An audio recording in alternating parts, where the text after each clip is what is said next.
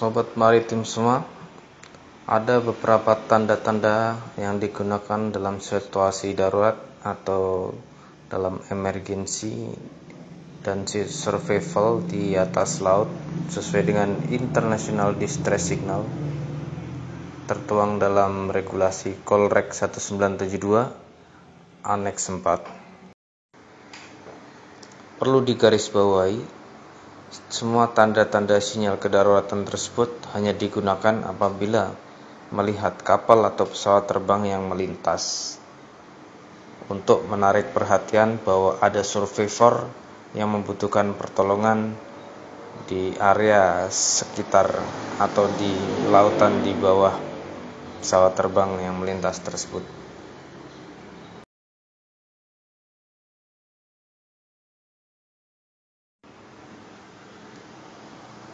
Signal yang pertama adalah tembakan pistol atau tembakan senjata atau alat peledak lainnya.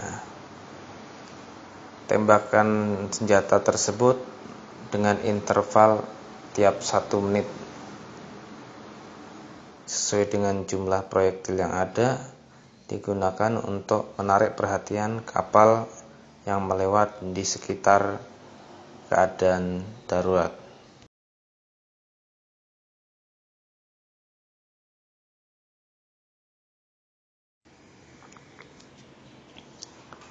Isyarat yang berikutnya adalah dengan isyarat kabut. Apabila kita masih di atas kapal, jika kapal itu mengalami blackout di tengah samudra luas, tapi masih ada emergency generator atau emergency battery untuk menarik perhatian kapal yang melintas di sekitar, kita bisa membunyikan isyarat kabut secara terus-menerus atau horn kapal untuk menarik perhatian kapal tersebut. Jika kita berada di skoci penolong atau rakit penolong, akan tersedia sebuah whistle atau peluit. Bunyi peluit tersebut akan menarik perhatian kapal atau perahu atau nelayan atau mungkin ada patroli di sekitar wilayah di sekitar area survivor tersebut akan mendengar dan akan mengetahui bahwa ada survivor yang membutuhkan pertolongan. Bunyi whistle ini lebih efektif karena bunyinya melengking dengan jarak jangkau yang lebih jauh. Alat distress signal yang berikutnya adalah dengan menggunakan pyrotechnic atau roket atau shell atau benda yang melemparkan api pijar warna merah dalam waktu yang interval yang pendek, atau menggunakan pyrotechnic ini selalu tersedia di atas rakit penolong atau di atas kapal. Antaranya ada red hand flare, ada parachute signal, ada smoke signal. Ada juga mungkin menggunakan line throwing gun, ada line throwing apparatus, itu biasanya dibekali dengan 8 proyektil peluru, ini bisa ditembakkan.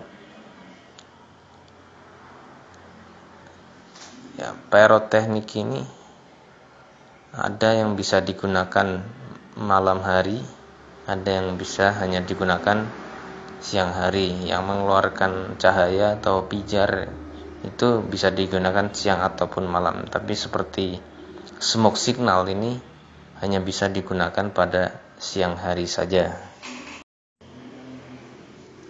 Syarat berikutnya adalah sandi Morse yang mengisyaratkan huruf SOS. Sandi Morse ini terdiri dari 3 titik di awal, kemudian 3 strip panjang di tengah dan 3 titik di akhirnya. Jadi isyarat S, O, dan S.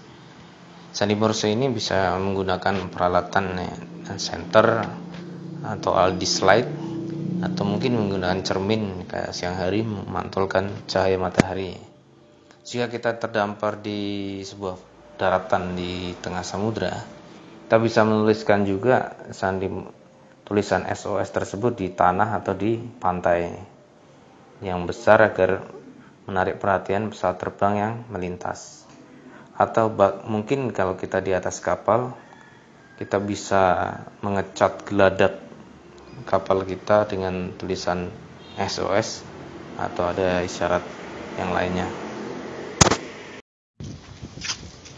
Penggunaan panggilan Mayday juga mengisyaratkan isyarat darurat terhadap kapal-kapal yang ada di sekeliling posisi dari kapal yang mengalami kedaruratan. Penggunaan panggilan Mayday ini akan dijelaskan dalam isyarat dan semboyan komunikasi darurat di video yang lain.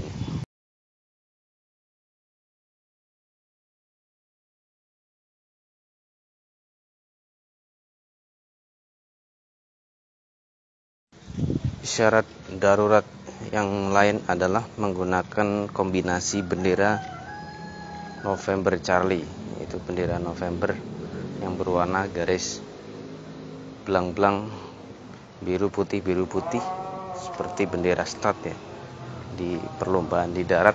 Kemudian bendera Charlie mirip dengan bendera Thailand ya.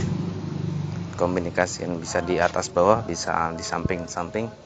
Ini kalau tampak dari kapal lain atau pesawat terbang yang melintas, maka kan dipahami adalah permohonan minta tolong dari survivor.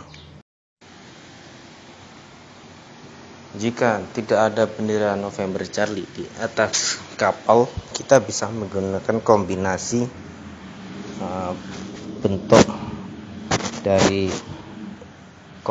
bentuk kotak dan lingkaran atau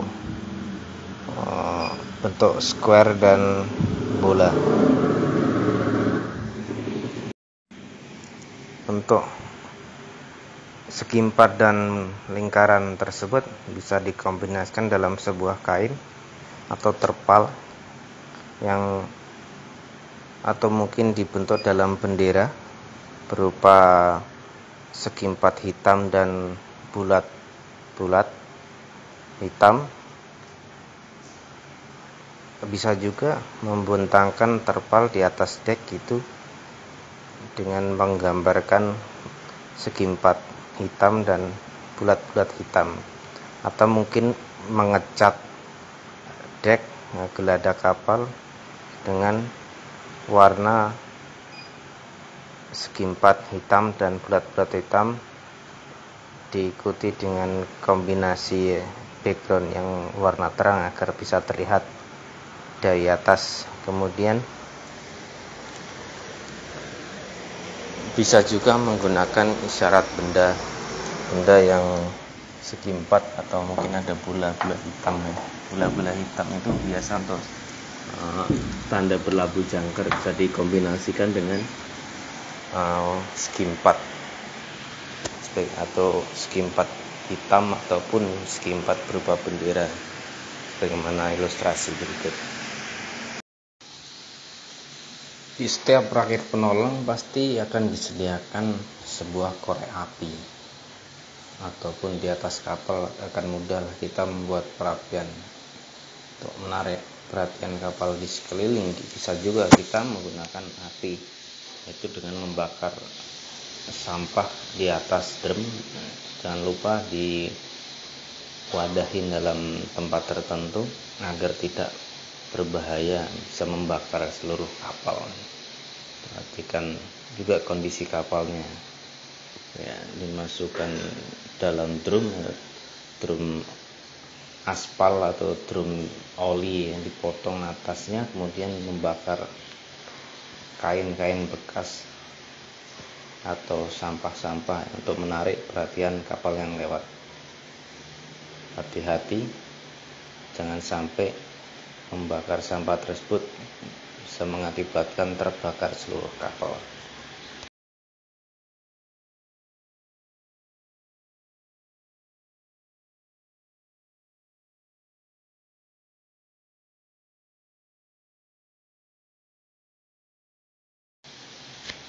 Jika memang di tempat kedaruratan tersebut tidak ada benda-benda lain lagi, bisa juga menggunakan isyarat dua tangan, melambaikan atau mengepakkan tanda tangan ke atas ke bawah bersamaan. Jangan sampai keliru ya, kalau kita sudah terlalu berambisi memanggil kapal yang lewat hanya dengan menggunakan satu tangan, ini akan diartikan sebagai say hello ya. Kalau isyarat internasional tersebut adalah menggunakan dua tangan kiri kanan atas bawah bersamaan, itu akan diartikan sebagai isyarat darurat. Dalam peran peninggalan kapal itu ada salah satu dari awak kapal yang bertugas untuk membawa radio portable GMDSS ya. Saat di dalam rakit penolong, saat kita sudah meninggalkan kapal, radio VHF GMDSS tersebut bisa digunakan untuk mentransmit distress alert atau memancarkan permintaan tolong atau berita bahaya. Dalam radio portable GMDSS tersebut sudah disetting untuk channel 70 atau frekuensi 156,525 MHz. Apabila keadaan masih memungkinkan, sebelum meninggalkan kapal, perwira kapal dan nahkoda akan melakukan transmisi permintaan tolong atau berita mara bahaya atau distress alert, yaitu melalui radio MFAF dengan menggunakan sistem digital selective call atau DSC pada frekuensi 2182,7 kHz atau 8414,5 kHz atau 4207,5 kHz atau 6312 kHz, 12577 kHz, 16804,5 kHz, atau dengan menggunakan sistem Inmarsat atau peralatan sistem GMDSS yang lain dengan memencet tombol distress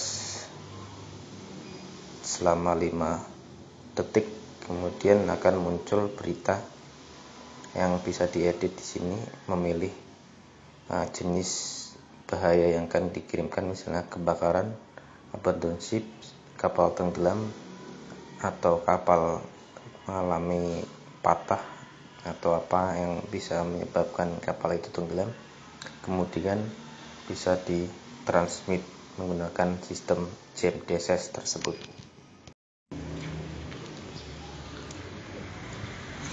Di atas semua kapal, di anjungan itu sebelah kanan dan sebelah kiri, pintu keluar kanan dan pintu keluar kiri, itu ada benda warna oranye seperti ilustrasi di atas, ada macam-macam bentuknya. Pada umumnya itu disebut Search and Rescue Radar Transponder atau disingkat SART. SART ini berfungsi untuk mentransmisikan beacon ya. Beacon ini kalau di display radar akan tampak sebagaimana berikut. Jangan salah juga diartikan bahwa rambu-rambu tertentu juga menggunakan beacon. Jadi beacon, rambu yang menggunakan beacon akan tampak juga sama dengan transmisi SART. Kan tetapi jika di tengah laut, kita tidak mungkin kan akan ada perambuan yang ada di tengah laut.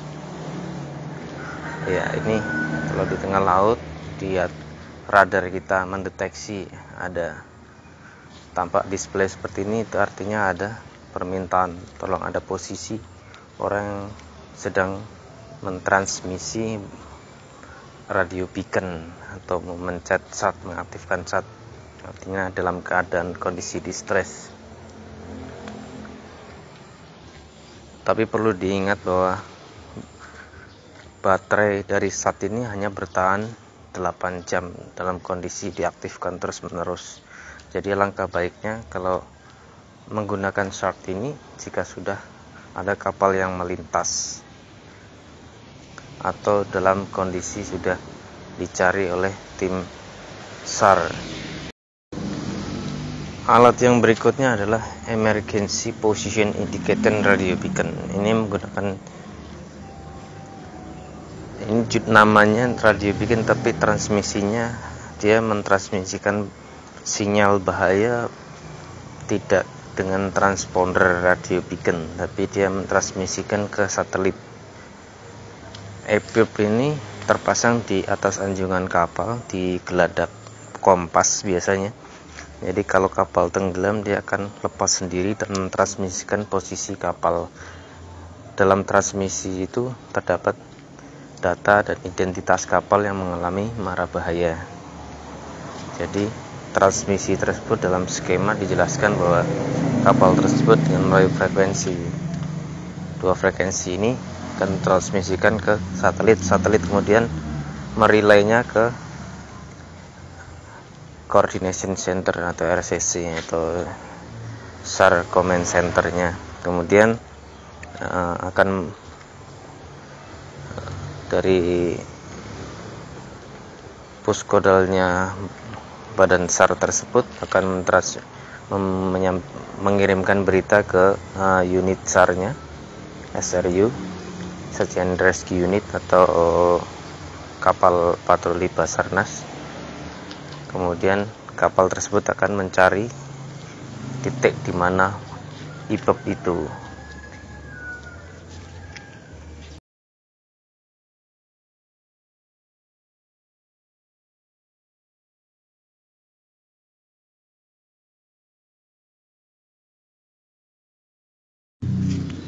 Yang terakhir adalah pewarna, tinta pewarna atau dye marker. Dye marker ini biasanya memiliki karakter fluorescent atau menyala ya, di kegelapan.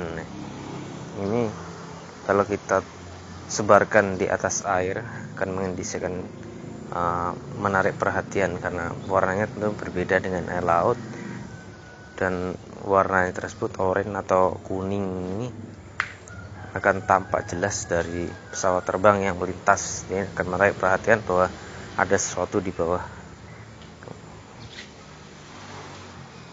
dan tanda tersebut dikenal di komunitas aviasi ataupun maritim hingga akan diketahui bahwa itu adalah distress signal. Demikian sobat maritim semuanya, sinyal-sinyal kedaruratan atau emergency distress signal yang dipahami secara internasional dan diaturkan dalam regulasi Kolreg 1972. Apabila ada pertanyaan atau mungkin ada tambahan, silakan ditulis di kolom komentar. Jangan lupa like, komen, dan subscribe untuk mendukung channel ini terus berkembang. Terima kasih.